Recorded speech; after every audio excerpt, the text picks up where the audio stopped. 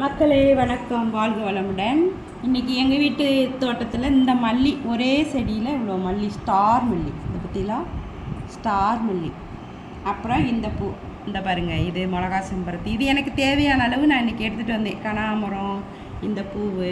அப்புறம் கத்திரிக்காய் வந்து எண்ணெய் கத்திரிக்காய். நான் வந்து ஒரு 4 நாளாக தோட்டத்துக்கு போகல, அதனால் கொஞ்சம் செடி காஞ்சி போச்சு. அதனால் இன்றைக்கி கத்திரிக்காய் வந்து பறிச்சுக்கிட்டேன், எண்ணெய் கத்திரிக்காய்க்கு.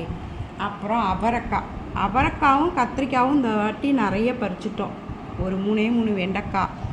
அப்புறம் புதினா தேவையான அளவு பறிச்சுக்கினேன். அப்புறம் எல்லா கீரையும் கலந்து அது பசங்களுக்கு இன்றைக்கி ஞாயிற்றுக்கிழமை குளிக்கிறதுக்காக அந்த செம்பருத்தி இலை எல்லாமே தலைக்கு.